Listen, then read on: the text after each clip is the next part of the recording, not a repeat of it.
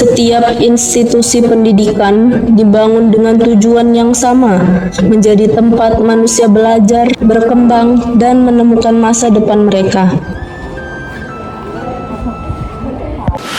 Di ruang-ruang inilah pertemanan dimulai, mimpi dibentuk, dan harapan tumbuh perlahan.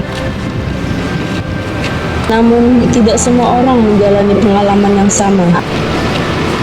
Di balik aktivitas yang terlihat biasa, ada mereka yang diam-diam berjuang sendirian.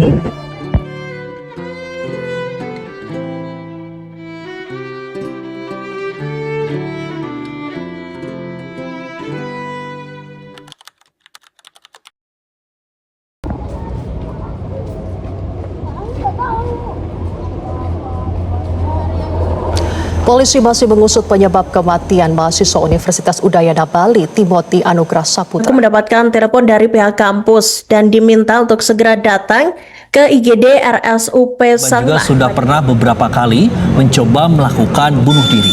Dari alat bukti yang ada, hasil pemeriksaan, kita menduga kuat bahwa yang bersangkutan memang bunuh diri.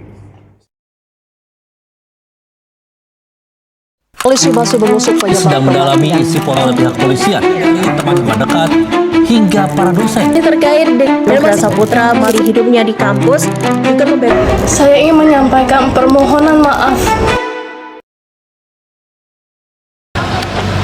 Nama Timothy mulai menjadi perhatian setelah kasus yang dialaminya tersebar ke publik.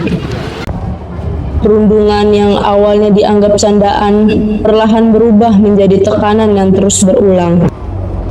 Dan seperti banyak kasus lainnya, semuanya tidak terjadi dalam satu malam. Seseorang itu biasa menjadi korban bullying itu ada beberapa faktor. Yang pertama itu dari perbedaan. Nah, perbedaan yang dimaksud itu baik dari fisik. Kenapa aku bilang fisik? Misalnya seseorang yang kelebihan berat badan atau kekurangan berat badan. Itu biasa atau disebut body shaming itu kan. Itu biasa menjadi faktor untuk korban untuk pelaku tuh membuli si korban. Terus itu perbedaan keterampilan.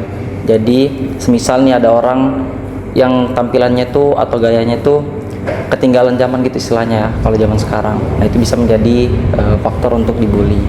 Sama gaya hidup yang beda. Contohnya misalnya seseorang itu bergabung di dalam suatu kelompok. Nah, dalam suatu kelompok itu dia tidak bisa mensesuaikan gaya hidupnya dengan gaya kelompok tersebut. Dan dari perbedaan itu biasa dari satu orang di antara kelompok itu bisa timbulnya pembulian terhadap si korban itu. Itu kan yang tadi yang pertama dari perbedaan. Terus yang kedua itu dari sosialisasi gaya hidup sosialisasi si korban. Kenapa aku bilang gaya hidup sosialisasi? Semisal itu kurangnya asertivitas lah istilahnya kalau zaman sekarang itu. Jadi kayak si korban itu dari pembelaan dirinya itu untuk sekedar mengatakan tidak itu susah. Jadi kayak pelaku tuh dia merasakan bahwa ini si korban ini gampang nih buat dibully. Terus itu yang kedua itu trauma berat dari si korban. Nah, biasanya pernah nggak kamu kalau misalnya dalam suatu kelompok atau dalam suatu circle itu ada nih satu orang yang benar-benar pendiam atau menyendiri. Nah, itu biasa dia tuh kenapa gitu, karena pernah mengalami trauma. Nah, si pelaku tuh memanfaatkan situasi tersebut bahwa dia tuh merasa ini korban ini gampang nih buat dibully, kurang percaya diri. Jadi gitu. Menyuarakan isi hati mereka. Oke, pertama sebagai mahasiswa kita pasti menyuarakan hal terbaik ya dalam hal apapun. Jadi kayak misal buat kampanye anti bully atau mungkin kita membuat sebuah forum yang mengedukasi biar mereka bisa lah bersuara buat hal tersebut. Tapi semua itu kan tergantung dengan individu masing-masing, tergantung dengan keberanian mereka. Jadi kalau misal kita udah membuat sebuah forum, membuat sebuah kegiatan, itu mereka juga harus bisa menyerap dan mempraktekkan, mengimplementasikan di dunia nyata seperti itu.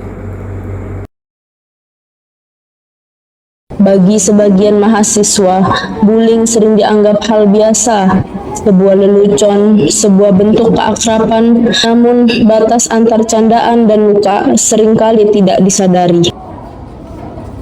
Tekanan sosial di lingkungan pendidikan tidak selalu terlihat jelas. terkadang hadir lewat ejekan kecil yang terus diulang, tanpa merendahkan, pengucilan, atau komentar yang perlahan menghancurkan rasa percaya diri seseorang. Dan ketika itu terjadi setiap hari, seseorang bisa mulai kehilangan rasa aman di tempat yang seharusnya menjadi tempat belajar. Bisa dibilang kasus Timothy itu prihatin ya, karena istilahnya namanya lingkup sekolah, harusnya kita saling memahami satu sama lain. Andai pun ada teman yang punya kekurangan kan bukannya harus dijauhi, bukannya harus di bahasa kasarnya diledeki kan, tapi bagaimana caranya kita bisa ngerangkul. Jadi kalau misalnya oknum pembuli tersebut itu dia tidak hanya mengancam Bu, tapi juga melakukan aksi. Ya benar. Walau ketika dilaporkan gitu Bu. Nah itu bagaimana pandangannya Bu tentang hal tersebut? Iya, biasanya kan apalagi zaman sekarang ya, oknum itu suka memutarbalikkan fakta. Iya, betul. Merasa dia yang jadi korban kan. Makanya cara tengah kami adalah duduk bersama. Sebelum itu kita cari asal-usul masalahnya, tapi nggak lihat satu sudut pandang aja. Pasti dari dua belah pihak, dari teman-teman dekatnya. Nanti ketika kita sudah dapat titik tengahnya, kumpulkan bersama. Cari jalan tengahnya, siapa yang salah, kenapa seperti ini. Dan akhirnya ya kita mencoba untuk mereka saling silaturahmi sih di akhir. Fenomena bullying tidak hanya terjadi di satu lingkungan. Banyak guru dan siswa menyadari bahwa perundungan masih menjadi masalah yang terus berulang. Misalnya candaan-candaan yang dilontarkan ke teman itu dengan secara terus-menerus gitu. Apakah itu akan berakhir menjadi pembulian gitu? Iya, benar banget. Karena bullying sendiri itu kan dia kayak candaan yang tanpa sadar itu melukai si penerima candaan itu. Mungkin kalau sekali dua kali itu kayak fine lah gitu, tapi mungkin dia karena dia terus menerus berulang, jadinya itu nggak bisa diterima terus sama si korbannya, jadinya itu membuat itu menjadi bullying. Korban merasa dibully. Merasa terbully.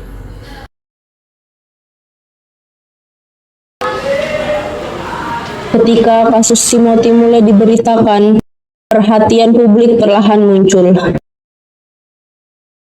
Banyak orang mulai bertanya, mengapa bullying masih terus terjadi di lingkungan pendidikan? Dan mengapa korban seringkali memilih diam?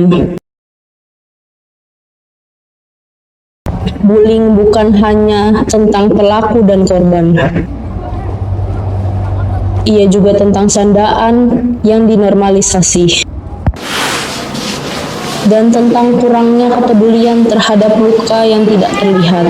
Karena terkadang satu kalimat yang dianggap sepele oleh seseorang bisa terus diingat oleh orang lain seumur hidupnya. Cerita Timothy mungkin hanyalah satu dari banyak kisah yang tidak pernah terdengar. Di luar sana masih ada banyak orang yang menjalani hari-harinya sambil menyembunyikan rasa sakit yang sama. Dokumenter ini bukan hanya tentang apa yang terjadi pada satu individu, tapi tentang bagaimana lingkungan dapat menentukan apakah seseorang merasa diterima atau dihancurkan perlahan. Karena bullying bukan tradisi, bukan candaan, dan bukan sesuatu yang dianggap biasa.